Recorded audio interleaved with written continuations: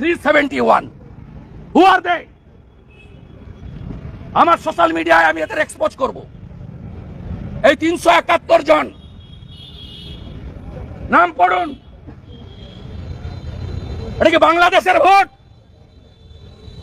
এটা কি বাংলাদেশে ভোট নেত্রকোনাতে? এটা কি গোপালগঞ্জে ভোট হচ্ছে? রায়গঞ্জে 371 নাম দেখুন, নাম দেখুন। আমি সব খেটে খুঁটে বের করেছি, আমি সব বের করেছি, ছাড়বো না।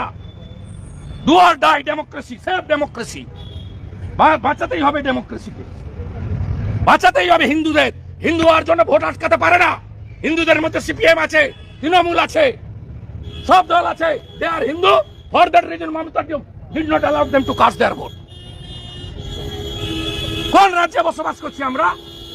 আগে বিজেপিকে আটকাতো, বিরোধীদের আটকাতো, এখন হিন্দু হলেই হাউসিং আটকাচ্ছে, গ্রামের পর গ্রাম আটকে দিচ্ছে হিন্দু গ্রাম। পুলিশের প্রোটেকশনে গুন্ডারা করছে, আর কেন্দ্রীয় বাহিনীর হাত পা বাঁধা।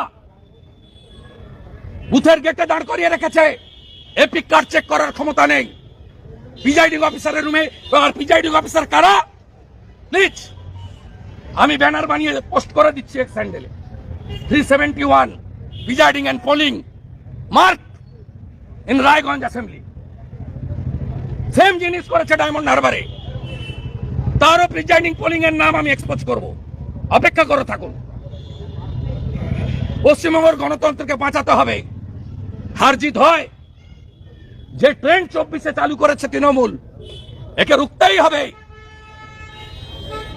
এটা রক্ষার জন্য যা যা লড়াই করার আমরা করব।